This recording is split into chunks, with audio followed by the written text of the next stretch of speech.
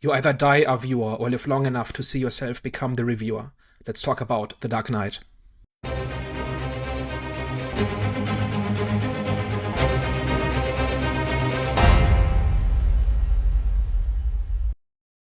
Hello, everyone. Welcome back. We are back, the Eye of the Storm podcast. So, Daniel, can you please let the people know what we are going to be discussing or debating about today? So this is Superhero Hall of Fame, in which we talk about our favorite superhero movies and try to find the best movies the genre has to offer. Last time we talked about Batman Begins, and this time we're talking about The Dark Knight from 2008, which is widely viewed as the best of the trilogy by many people, if not outright one of the best superhero movies of all time. So my take on this is that where Batman Begins is one of the best origin stories and one of the best in terms of theme, this is one of the best sequels. And obviously it has the legendary performance of Heath Ledger as the Joker in it, which by itself has made it one of the best superhero movies of all time in the eyes of many people. What's your overall impression?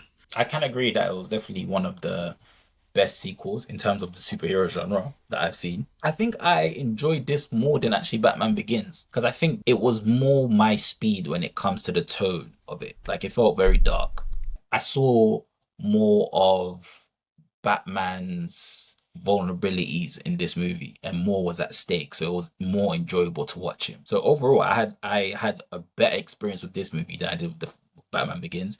So what I think makes this like an ideal sequel is that we see Batman kind of having really settled into his persona and his role as Batman, right? So we're seeing like a certain routine to his job. We're seeing the impact it's had on the criminal world. We're seeing the mob kind of in hiding and on the defensive, and we're seeing the emergence of costumed criminals, right? Scarecrow makes an appearance. The Joker in that bank heist scene, which I think is one of the greatest sequences in any Batman movie. Like it's just so pitch perfect. What about it was like standoutish for you? So it's this whole, like, first of all, just the way it is, like the way we see the entire steps of it, how it's planned out, and how, which is kind of ironic because for somebody who apparently has no plan, he's really good at planning, Yeah. right? Like this entire heist is really planned through from beginning to end. But it's also about chaos, right? It's about betrayal. Like he's basically pretty much everybody in his crew has been instructed to eliminate another member of the crew so that he is the only one left at the end, right? And then just the way every step of it is choreographed is just wonderful. I think just how they set up the initial break-in, the way they use the masks to hide Joker, right? Like it's not clear from the beginning. Like if you know who, like, to look for Heath Ledger, you can see which one it is, right? If you know what's going to happen, you know who it is, who he is. But the boss is just hiding among them, and he's using that mask for that effect, right? And he set things up so that he will be the only one left standing. And then we see kind of this banker who is working for the mob, still terrified of his old boss, not having realized how the new world has changed, and he's completely out of his depth, right? He thinks like he's prepared to deal with a bunch of guys with guns, but he's not prepared to, like, a complete maniac like the Joker is, right? And then it ends with this really bizarre, like, absurd shot where the school bus pulls out of the bank and just neatly slides into this procession of school buses. So the Joker has planned this down to the second to make his getaway, right? Again, for somebody who's supposedly an agent of chaos, very, very structured and very, very neat, right? So that entire sequence just sets the tone really well. Like this is a step above what we saw in the previous movie. Yeah. And we see how formidable the Joker is as an adversary, right? Because this scene tells us a lot about who he is, right? Like that he is kind of running circuits around everybody else, and that gets reinforced at a couple of different places, like the famous pencil trick. And I would distinctly remember in 2008 watching that scene and the entire audience flinching. Like that was really effective. It also combines a whole bunch of different things, right? So it shows how brutal he is. It shows how far above the mobsters he is. And it's a sick joke, right? Because the Joker is not supposed to be funny. The Joker is supposed to use the trappings of a joke for cruelty. And so making a pencil disappear in somebody's eye socket is that, right? It kind of shows as well, like, obviously how erratic he is, like, in his character, and especially when it comes to, like, his planning and execution for things. Because I kind of understood, but at first when he said he's someone that doesn't have a plan, That's what he I was says. like, Yeah, I was like, how is that so? With everything that you do is done with precision and structure. Like, do you know what I'm saying? But then I kind of like understood at the same time because he's very erratic with the things that he does, right? And he's like someone he reminds me of like, Jack Sparrow.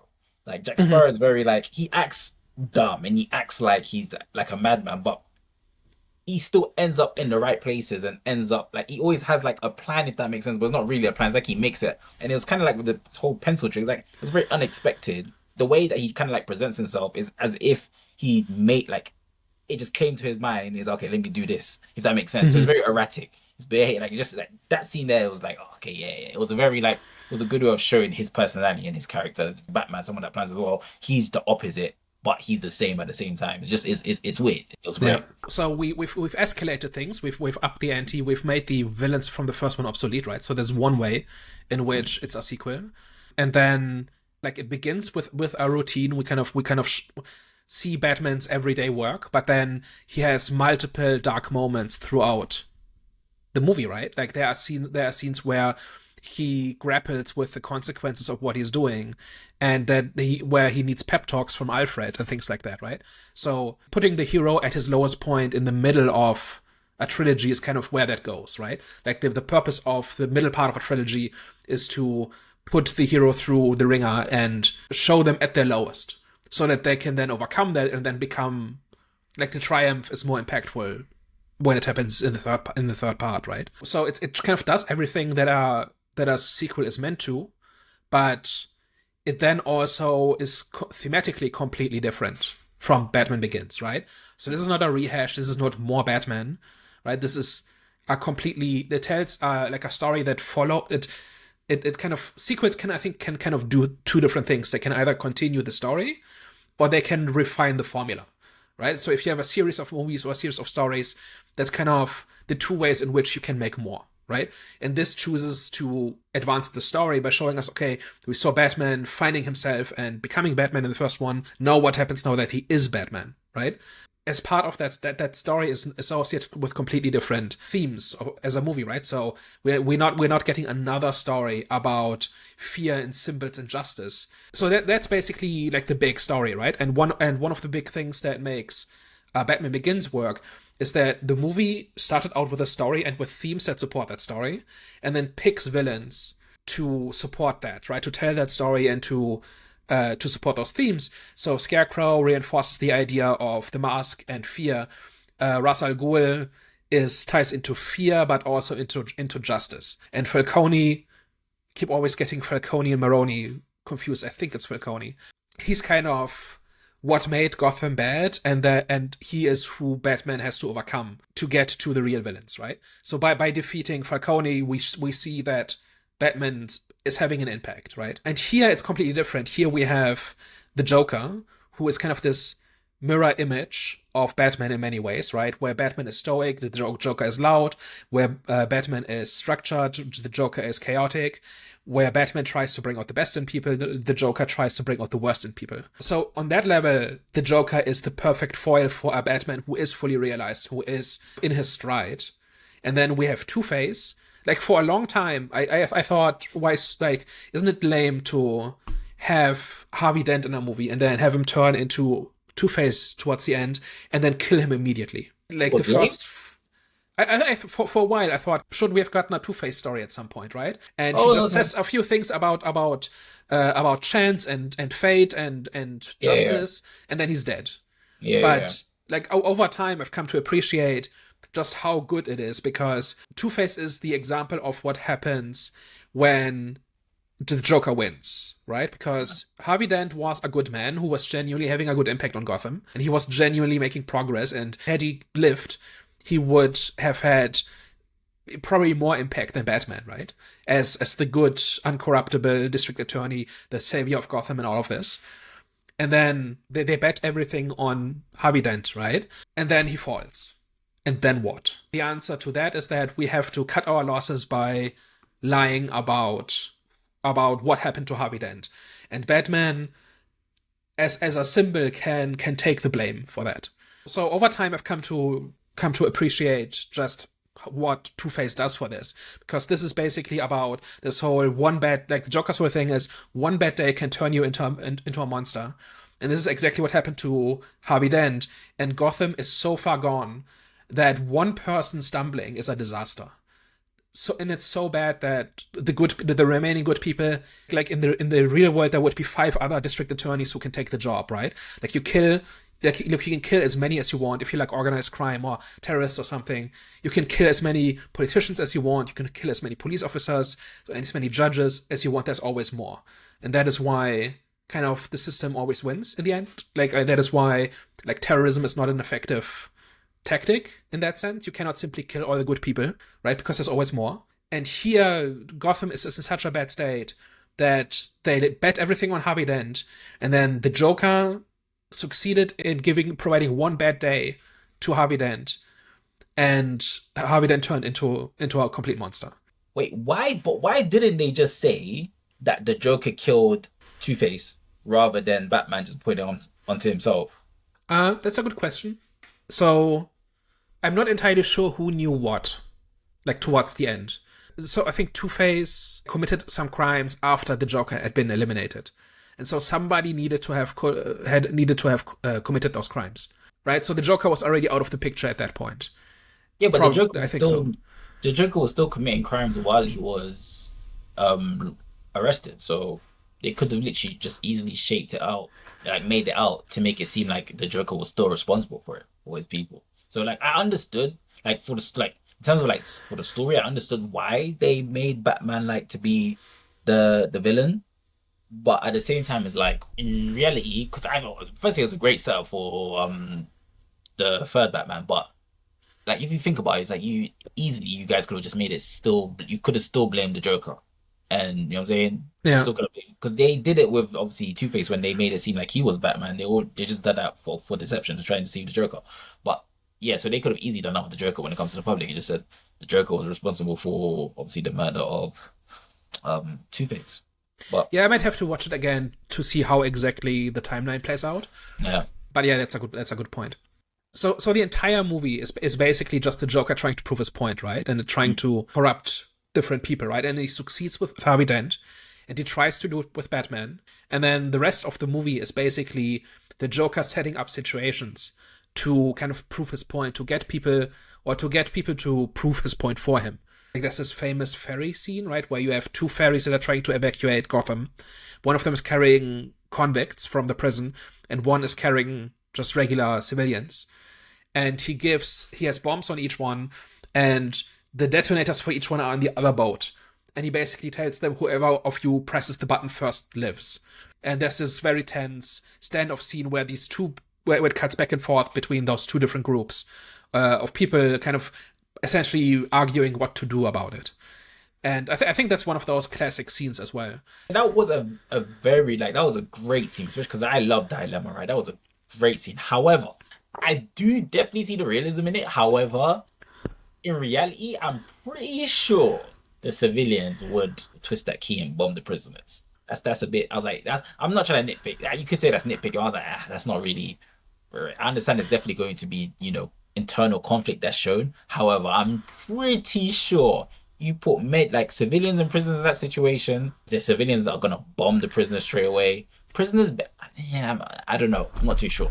A lot of people on that boat wouldn't think twice. But yeah, that was definitely a great scene, especially when it comes to that internal conflict. That showed me how, yes, evil, but it just showed me that how like powerful the Joker was in terms of what he did was just so. He does very simple things, right? Yeah, he basically just says, "Hey, I've got a bomb," and one of the ways in which he causes chaos is he plants bombs in hospitals, and now everybody with a relative in a hospital is vulnerable to him, right? Because he can just say, "If you do what I want, then I'm going to spare your relative, and everybody else dies." And there's this cop, like there's this whole thing about finding out which cops have relatives in the hospital, and it's a list of 2, and sure enough, one of them is in the car with Dent and Gordon, right? And that cop really sells the idea of this is not a bad person who's doing this, right? Like that cop who's about to shoot Dent, not a bad person by itself. He's just a desperate person put into this extreme situation by the Joker. And that's what I'm saying. And I was trying to say, and you're right. Like he'll have like something so simple, a weapon that's so simple, and he'll create like a moral dilemma situation out of it. But it's not even just about killing people. It's about Teaching that lesson as getting well. them to do his work for him. True. Right? That's something as simple as give me the Batman or one person dies every day. And as well, and it's like he's teaching a lesson as well. Yeah. There's layers to what he does. Yeah. A lot of layers to what he does. So that kind of makes him like a fucking crazy, like evil genius. Yeah, like this whole thing about I'm just a dog chasing cars and I don't know if I would do if I ever caught one. I think that's bullshit. I think he's BSing Dent in that scene because he's very clearly planning. I think he means as in, because he's so erratic, I think what he means as he doesn't know how he would respond.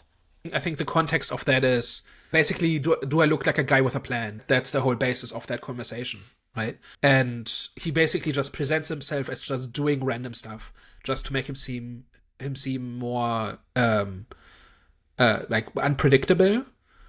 That's his thing though. Like he's like the king of deception. Even when he told Batman, "Oh, this is where you'll find what's her name? Rachel. Rachel, and obviously this is where you find the DA." In reality, it was the other way around. So yeah, you know what I'm saying. So that if that, he most likely he's lying about that. It just adds on to obviously him deceiving whoever he's deceiving. Yeah.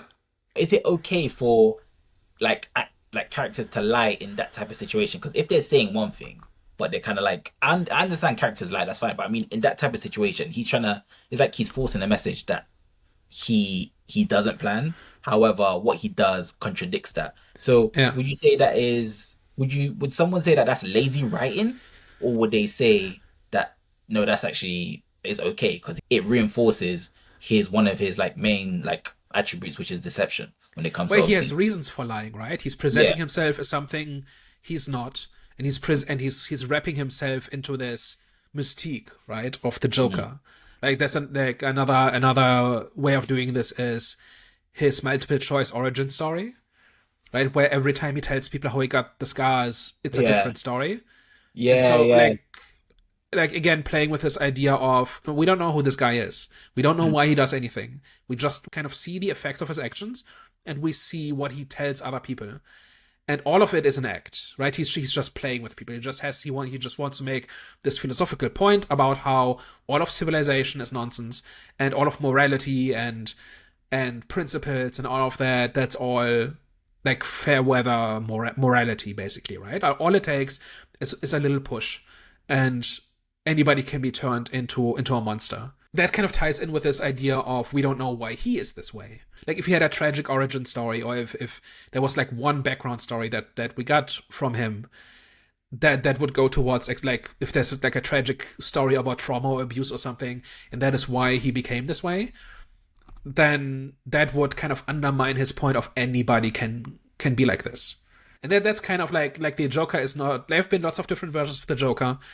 And sometimes they get origin stories, and I always thought the Joker not having an origin is more interesting because he's just like a force of nature. He's just outside of all norms and structures, and he's just taking a sledgehammer to other people's structures, right, and principles and so on. So like him not being honest about this is exactly in character and underlines the point of his character. So I think that's great. So you don't think so you wouldn't have preferred if they released the actual Joker, the movie that came out, I think it was 2019. Was it 2019? As the origin of the Joker? Yeah. Well, like that's a different story. Like that's a different thing, right? That is specifically using the Joker to tell that kind of story of somebody who is so marginalized and so detached from everything that he becomes this force of anarchy. So I think, like, I barely consider that a joke, like the Joker in this, as in the same character. It's a different character that uses the name because that's what it took to get the movie made. But just as an antagonist to Batman, I think he's better off. So you meant like you don't mind him not having an origin story in the Batman front, like as in this movie. So in The Dark Knight, he definitely should not have one. That is absolutely the correct call. But you mean in general, as in you couldn't care for like how he came to be in general? or do you just mean specifically in these Batman movies where we saw him, or we just see So, him? in general, I think there being a mystery surrounding the Joker is more effective and works better for that particular character, I think. Hmm, I see. But wouldn't you say that can kind of like shoot them in their own foot, especially like people who are new to the industry, right? As in new to the franchise and they don't know nothing about the Joker. And then let's say, for example, they create like another Joker movie. They take a, you know what I'm saying, they create another Joker movie and they just show him in his present form. Couldn't that Mhm. like wouldn't that cause some sort of confusion? Because that implies, don't even implies that you would, if they present it in that way, then that means you would have to know the Joker in order for you to resonate with the film more. Well, I mean, you don't know anything about the Joker when this movie starts, Well, I did from watching the animations. but it's not the same version, right? Like, It's not it's the same not version. like you don't need to have seen anything else to understand what this guy's deal is. It's a self-contained story, and there are other versions of the Joker that do similar but different things. Mm. And so, I don't think like there's any confusion here or anything like that. I don't think it's confusion, but I don't think it wouldn't have hit as much as in like me resonating with his character if I didn't know about him. I don't know how I would have approached him if I Hmm. didn't know of the Joker because of the animation series. Like I think for me, it hit like it resonated with me more because I knew of the Joker. You know what I'm saying, from watching from like watching him in the past. So I don't know how Yeah. that would resonate with a first time viewer. So I view it as a completely standalone thing. I don't think you even gain anything from knowing other versions of the Joker, because everything you need to know about him, like his motives, his methods, his outlook on things, is all spelled out in this movie. So there's nothing to be gained from watching like the animated version or the various other live action versions that have existed. So another thing I like about this movie is that we're actually seeing a fair amount of Bruce Wayne in this, right? We see him functioning in high society. It's not just like the act, like that act exists too, right? He still shows up with the models and everything, but he actually does a few things, right? Like when Dent appears, he actually makes an effort to support him as Bruce Wayne, right? By throwing him this fundraiser and everything. If it hadn't been for the Joker, that would have been successful, right? Like this is an example of Bruce Wayne actually being able to can make a difference, but that's in a normal city, right? And in Gotham, sooner or later, some weirdo in a costume crashes the fundraiser, and that's where Batman has to come out.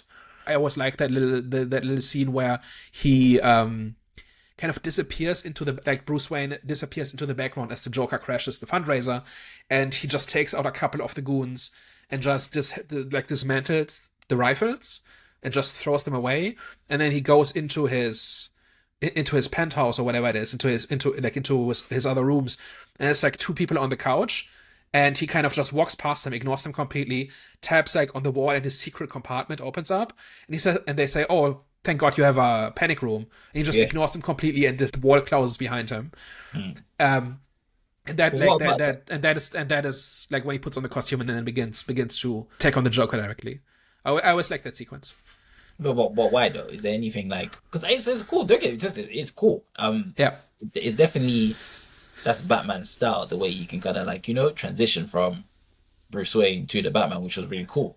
But what about that scene in particular was like? Because it seems like it's not a highlight, but like you said, it's one of your. I'm guessing one of your favorite scenes. Well, it's not my favorite scene exactly. There's a lot of great scenes in this movie, I said one but of. there's a few different parts to it. So one of them is that he has to play the coward, right? Bruce Wayne has to just run away, and then he gets He didn't really under. make it though. As Well, in, but from the point of view of other people, every time things go bad, Bruce Wayne just disappears. He's the yeah. host. He should kind of take the bullet, kind of thing. I Like remember that in the animations, but I don't remember him doing it in this movie where they showed much of that cowardness. Like in that scene, I don't even think people even realized he was gone because they were looking for the uh, DA guy. Do you know what I'm I saying? don't. So I I don't do. think. Yeah, I don't think it gets said. But like, there's nobody who says, "Hey, where's Wayne?" Right? But like, it's implied that as the host, he Not should not protect his guests, right? But instead, he's just yeah. nowhere to be seen. And I think Rachel might say at some point, "Has anybody seen Bruce?" And Mm, then he kind of takes out a couple of the goons, and they completely underestimate him, right? I think yeah, they yeah, call him a pretty boy or something like that. yeah. So he does beat them up and Mm, defeat them, but like he's perceived as a nobody, as Bruce Wayne, right? And then But that's where I He would have to disagree though, because I don't necessarily think it has to be said. No, no, no. But it kind of has to kind of like be shown that his presence. It has to kind of be shown that the people realize that his presence is not there. Yeah, Because I think that was, like I said, and from what I can remember from animations, I think that was like one of its like highlight moments. Whenever like something will go down, Bruce is nowhere to be seen, but they don't see Batman will appear, and then he will reappear. Bruce will end up reappearing when obviously the job's done. I think in this movie it kind of lacks that, and I don't expect it to happen in every situation. No, however, I think that was one of like the selling points of like one of the exciting moments in Batman, like whenever Bruce would disappear, and then obviously because everyone's thinking that Bruce is a chicken, you know what I'm saying? yeah. Whereas here, I think Bruce was he still kind of had that like bad boy, rich boy character about him. So I don't think that like that element to this Batman movie was shown in terms of him like people thinking like underestimating him. So this is a movie, not a series, right? So there's fewer opportunities to do it. Sure. Yeah, yeah, that's what I But thought. Yeah. but like this is one of them, right? Where they think he's hiding in his panic room and they want to join him, right? To be safe.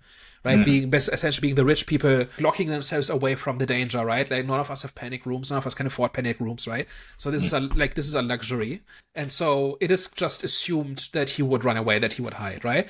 Also, in the first movie, before Rachel finds out that he's Batman, he has to pretend to be like a superficial coward, yeah. right? This whole thing about where Rachel is risking her life in the first movie to stand up to the mob, and he's kind of just partying Yeah. and like being irresponsible. And he has to, at that point, he still has to hide.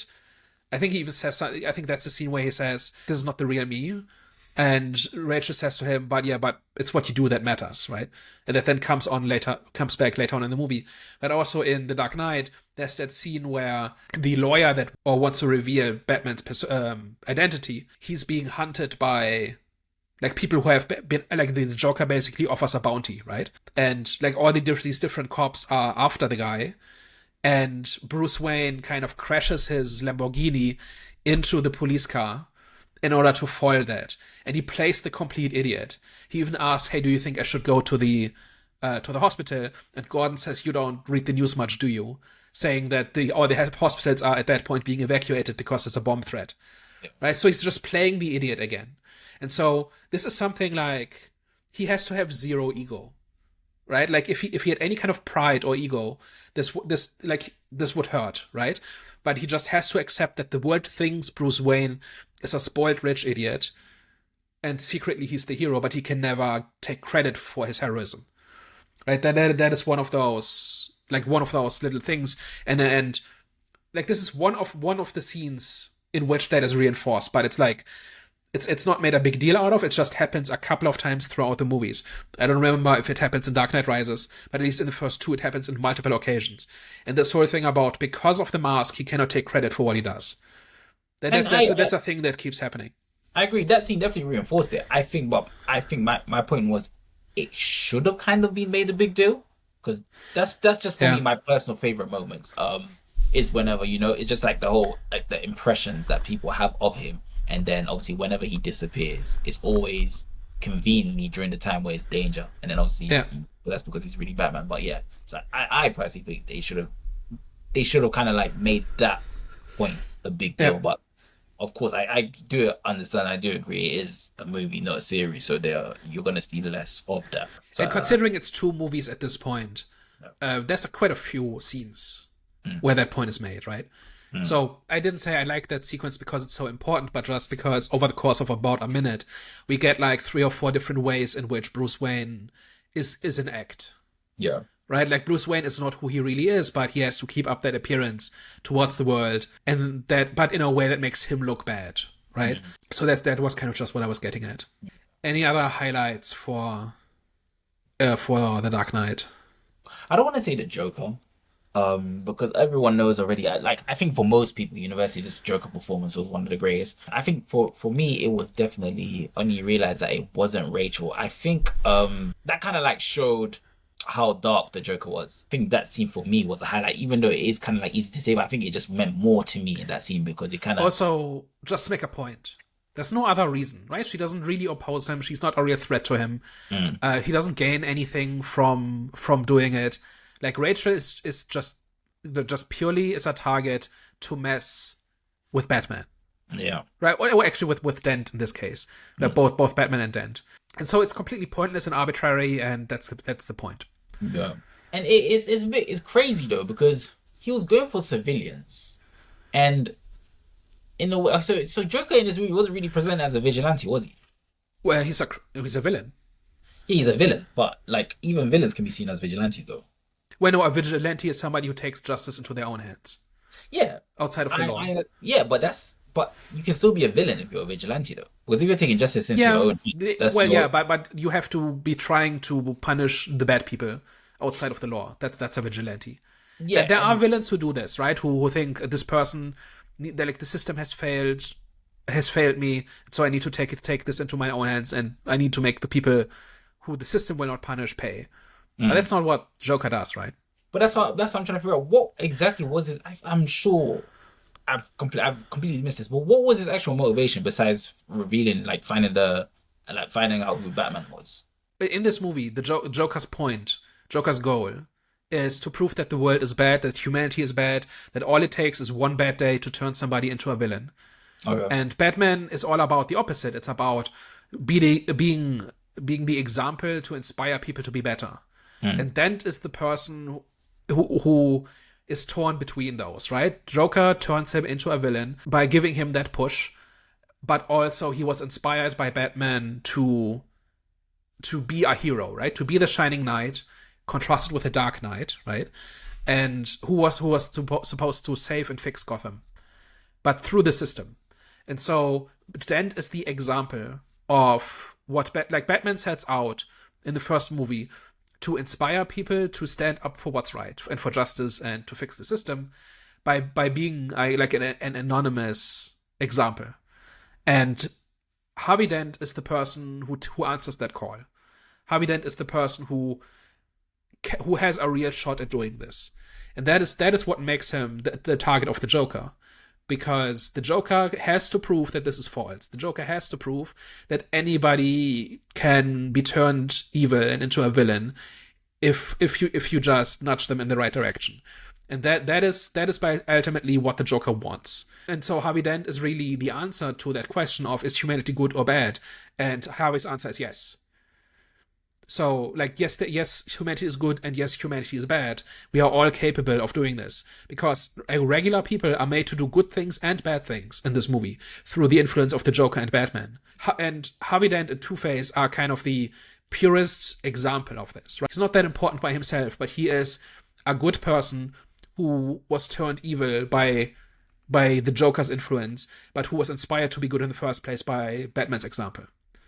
So that is they're basically fighting for the soul of Gotham, and Harvey Dent is the example that is given. The movie ends essentially on saying this hope is so fragile that we cannot accept that the Joker ultimately is right, that anybody can be turned evil. We have to uphold this story that Harvey Dent was a good and pure person, because that will then inspire more people. But because that is pretty much the first real significant example of Gotham can be better. Gotham can produce good people who make a real difference. And the first thing that happened to him was he was turned into Two-Face. So that's ultimately what the movie's about, right? And that's ultimately what everything revolves around. And all the different antics of the Joker kind of go towards doing this, right? Turning good people bad. And some people don't take the bait. Some people stay the course. Like Commissioner Gordon is never corrupted, right? Like he was a good cop from the beginning, but throughout all of this, he remains good, right? And the mayor, similar, he never turns actually bad. They're still trying to fix the system from the inside, and they've tried to fight back against the Joker's influence as much as they can, but it's not enough. It's ineffective, right? Because one of the effects the Joker has is to undermine trust. Right? Because anybody, not only could any cop be dirty, but any member of Gotham could be the next pawn of the Joker. So that's ultimately what this is all about, right? Okay. And on a personal level, we don't know what put him through this. He just arrived at this position for some reason and then set out to prove it. to the world. And we don't need to know more about him than that. If we knew more about him, then we would start arguing about, okay, but what chance did he have if the Joker is a victim of some abusive childhood or something?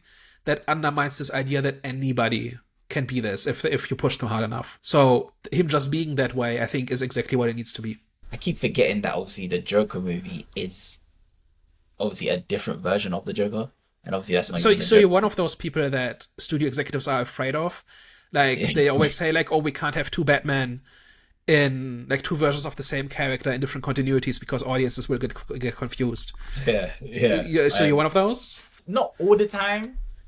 There are like, for example, the different Batmans, right, that we've seen. I know that like obviously they're different Batmans. I know that, but I just with the Joker, I don't know. I just kind of like forgot that obviously this is a different version of the Joker. So like when the Joker was going, like I always used to think that the Joker from obviously the Batman movies, the Joker was like some sort of vigilante that still had some like empathy towards humanity, especially when it comes to people who are like him, like the little guys.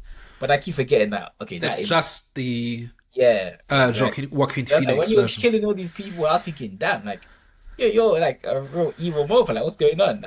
Where's like the empathy that you had towards the little guys? And I just forgot that. Wait, that's a whole completely different Yeah. movie universe. Like, yeah, All right. To wrap up, we're not just talking about is this a good movie, but is this a good superhero movie? yeah. Would you recommend this to somebody who does not know superhero movies and maybe is not convinced that they can be good movies? Now, I definitely recommend this one. It's definitely a good one. It's got everything that you need. It's dark, but it's fun.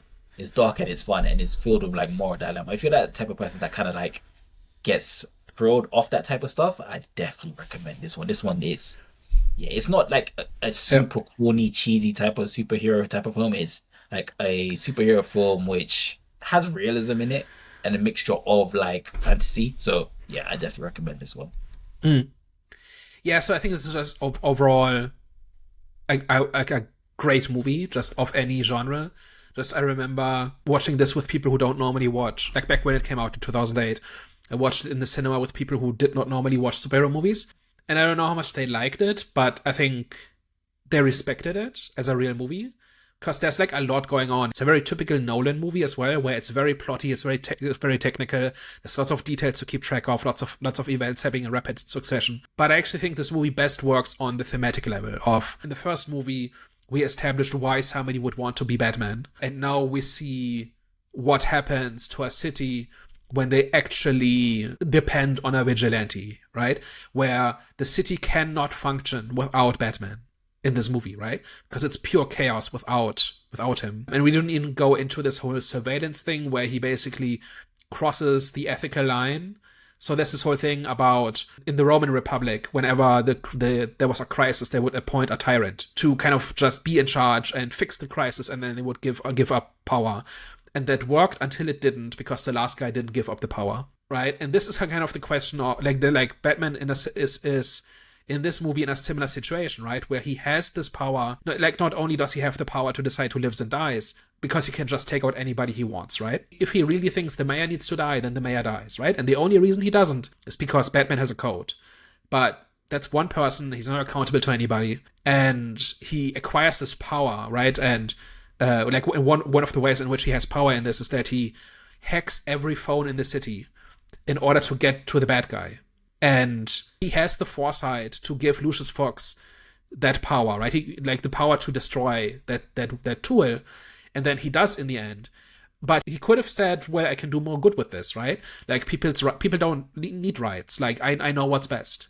This is one example of the hero being at his lowest, because he's not a good guy exactly. It's like he's doing this for good reason, but he's crossing a line here where it's not quite all right? It's not quite acceptable. And he realizes this, and he takes steps to walk back from it. But he was at risk of crossing that line and never coming back. So that's one of those things, huh?